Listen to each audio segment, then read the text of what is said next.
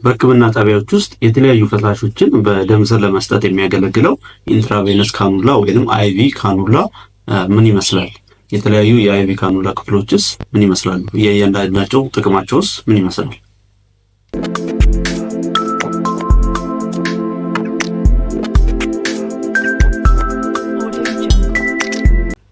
ሰላም የንቃተ ጤና ቤተሰቦች እንዴት ናችሁ? እንደምንቆይታችሁ እንኳን ወደ ንቃተ ጤና ዩቲዩብ ቻናል በሰላም መጣችሁ። ዛሬም እንግዲህ እንደተለመደው አንድ ጤና መረጃን ወደ እናንተ የማደርስ ይሆናል። ዛሬ የምናየው የተለያዩ መድኃኒቶችን በደም ስር ለመስጠት የሚያገለግለው ብዙ ታካሚዎች እጅ ላይ ሆስፒታል ከመጣችሁ ምናልባት ብዙ ታካሚዎች እጅ ላይ ልናየው የምንችለው ካኑላ የሚባለው የሕክምና መሳሪያ አለ። ካኑላ ጥቅሙ ምንድን ነው? እንዲሁስ የካኑላ አይነቶች ስንት ናቸው? እንዲሁም የእያንዳንዳቸው ጥቅማቸውና ዓላማቸው ምን ይመስላል የሚለውን እናያለን። እስከ መጨረሻው ድረስ አብራችሁን ቆዩ። እንዲሁም አዲስ ከሆናችሁ ለቻናሉ ሰብስክራይብ በማድረግ ሌሎች ጠቃሚ ቪዲዮዎችም በሚወጡበት ጊዜ ወዲያው እንዲደርሳችሁ አድርጉ። የደወል ምልክቱን መጫን አይረሳ። ላይክና ሼርም እንደተጠበቀ ይሁን። አብራችሁን ቆዩ። እንግዲህ ካኑላ ብዙ አይነት ጥቅሞች ይኖሩታል። በተለይ ደግሞ የተለያዩ ፈሳሾችን እንዲሁም መድኃኒቶችን ለታካሚዎች ለማድረስ ያገለግላል።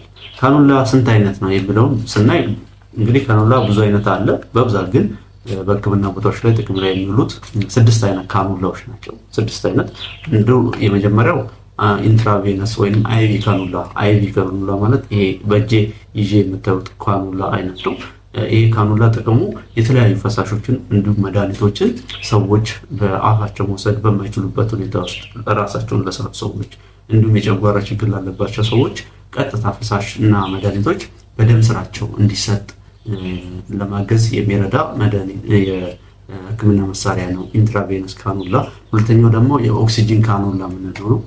ኦክሲጂን ካኑላ ማለት በአፍንጫ የሚገባና ሰዎች ኦክሲጂን እጥረት ሲኖርባቸው መተንፈስ ችግር ያለባቸው ሰዎች ቀጥታ ኦክሲጂን እንዲያገኙ በአፍንጫ የሚገባ የካኑላ አይነት ነው ማለት ነው። ሶስተኛው ደግሞ ዴንታል አስፓይሬሽን ካኑላ የምንለው። ዴንታል አስፓይሬሽን ማለት የጥርስ ሕክምና በሚደረግበት ጊዜ ሰዎቹ አፋቸው እንቅስቃሴ ማድረግ ስለማይችሉ ስለማይፈቀድ ይሄ ምራቅና አፍ ውስጥ የተለያየ ቆሻሻ እንዲወገድ የሚያደርግ አፍ ውስጥ የሚገባ በጥርስ ሕክምና ጊዜ የሚደረግ የካኑላ አይነት ነው ዴንታል አስፓይሬሽን ካኑላ ማለት ነው። ሌላው ደግሞ ሊፖሳክሽን ካኑላ። ሊፖሳክሽን ካኑላ የሚባለው በተለይ ፕላስቲክ ሰርጀሪ ቆዳና ቆዳ አካባቢ የሚደረጉ ቀዶ ሕክምናዎች ሲኖሩ እዛ ስር ያለውን የስብ ክምችት ለማስወገድ የሚረዳ የካኑላ አይነት ነው። ሊፖሳክሽን ካኑላ ይባላል።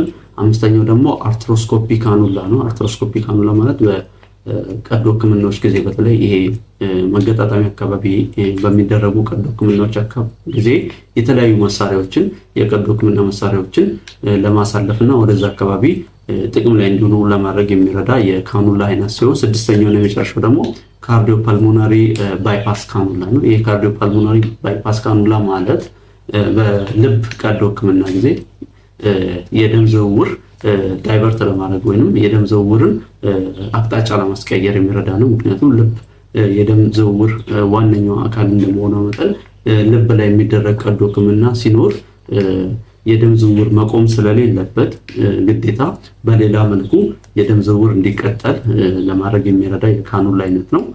ካርዲዮ ፓልሞናሪ ባይፓስ ካኑላ የሚባለው የካኑላ አይነት ማለት ነው። ዛሬም ማሳያችሁ ቀደም ብዬ ጠቀስኩላችሁ አይቪ ካኑላ የሚለው ነው። አይቪ ካኑላ ማለት የተለያዩ መድኃኒቶችና ፈሳሾችን በደም ስር ለመስጠት የሚያገለግል የካኑላ አይነት ነው ማለት ነው። ስለዚህ ብዙ አይነቶች አሉት አይቪ ካኑላ። ዋነኛው መለኪያው ጌጅ ይባላል። ጌጅ ማለት የካኑላው ትልቅነትና ግዝፈት ነው። እንግዲህ እንደምታዩት እዚህ ጋር 2 አይነት ካኑላ አለኝ ይታያል ብዬ አስባለሁ። አንዱ ካኑላ እዚህ ጋር እንደምታዩት ሰማያዊ ነው ክዳኑ፣ እዚህ ጋር ደግሞ ክዳኑ አረንጓዴ ነው። እንግዲህ የእያንዳንዱ የክዳን ቀለማቸው እያንዳንዱ ልዩነት አለው። ምን ያሳያል? ጌጃቸውን ያሳያል። ጌጅ እዚህ ጋር እንግዲህ እንደምታዩት እዚህ ጋር ነው ጌጁ ማለት ነው። እዚህ ጋር 22 ይላል፣ እዚህ ጋር ይታያል ብዬ አስባለሁ 22 ይላል። 22 ጌጅ ካኑላ ነው። እንግዲህ ጌጅ ሲጨምር የካኑላ መጠን ያንሳል።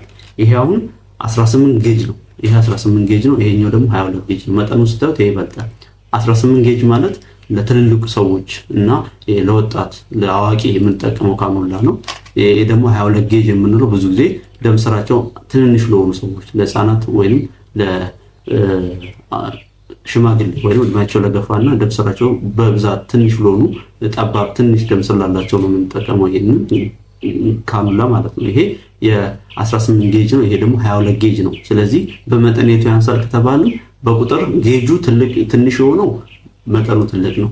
ጌጁ ትልቅ የሆነው ደግሞ መጠኑ ትንሽ ነው ማለት ነው። ስለዚህ ብዙ ጊዜ አይቪ ካኑላዎች ከ16 እስከ 23 25 ድረስ ጌጅ ያላቸው ካኑላዎች አሉ።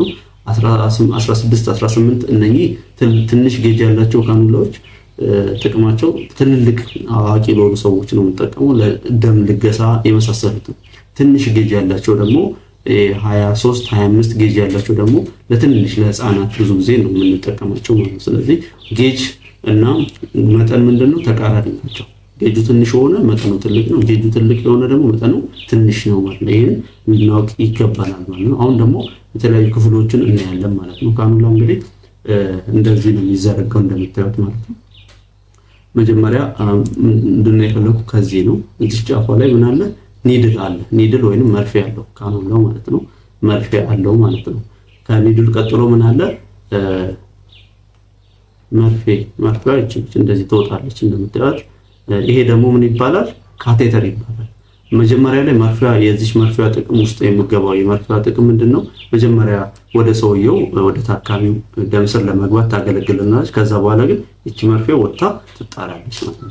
ስለዚህ የሰውየው ደም ስር ውስጥ የሚቆየው ምንድነው? ይሄ ፕላስቲክ ነው እንደምታዩት። አንዴ ደም ስር ውስጥ ቆይቶ እዛ ውስጥ ሰውየው እጅ ላይ ይታሰርና በፕላስተር ከዛ በኋላ መድኃኒቶች በሚያስፈልጉበት ጊዜ ሁልጊዜ ይሰጠዋል። ሰውየው ተደጋጋሚ መርፌ እንዳይወጋ በሚል ነው ካኑላ የሚደረግለት። ስለዚህ ካቴተር ይባላል። ፕላስቲክ ነው እንደምታዩት። ምክንያቱም መርፌው ከውስጥ ወጥቷል። መርፌው ያችነች ከውስጡ እናውጣታለን።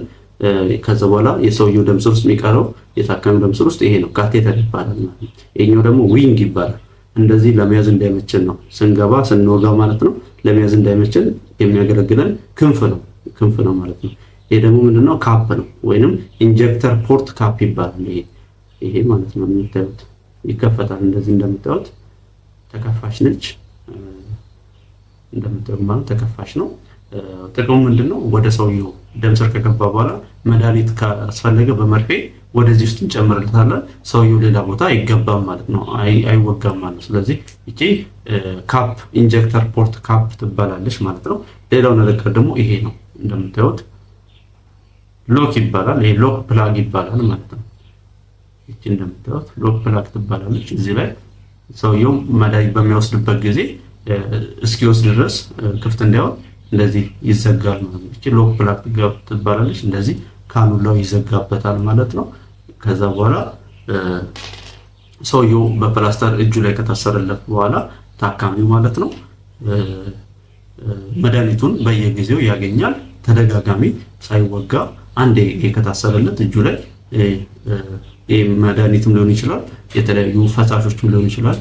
ከዛ በኋላ ማግኘት ይችላል ማለት ነው። ስለዚህ ባጭሩ የካኑላ ክፍል ይሄንን ይመስላል ማለት ነው። እንግዲህ እንዳልኳችሁ ብዙ አይነት የካኑላ አይነቶች አሉ። ዛሬ ግን እኔ ጋር ያሉና ዛሬ የማሳያችሁ በብዛት ጥቅም ላይ የሚውለው ኢንትራቬነስ ካኑላ ወይንም የደም ስር ካኑላ፣ በደም ስር የተለያዩ መድኃኒቶች ፈሳሽ ሊሆን ይችላል ለመስጠት የሚያገለግለው የካኑላ አይነት ነው። በጣም እጅግ ሰፊ ጥቅም ያለው መሳሪያ ነው በሕክምና ቦታ ማለት ነው። እንግዲህ ስለ አይቪ ካኑላ ወይንም ስለ ደም ስር ስለሚገባው የካኑላ አይነት በቂ መረጃ አግኝታችኋል ብዬ አስባለሁ። ቀረብ ለምትሉት ካለ ደግሞ በኮሜንት ላይ አሳውቁኝ። ሌሎች መረጃዎች እንዲደርሷችሁ አዲስ ከሆናችሁ ሰብስክራይብ ማድረግ እንዳትረሱ፣ ሰብስክራይብ አድርጉ። እንዲሁም ሼር በማድረግ ሌሎች ይህ መረጃ እንዲደርስ አድርጉ። ቀጣይ ደግሞ ሌላ ጠቃሚ ጤና ነክ መረጃ ይዤ እመለሳለሁ። እስከዛው ድረስ ቸር ሰንብቱ።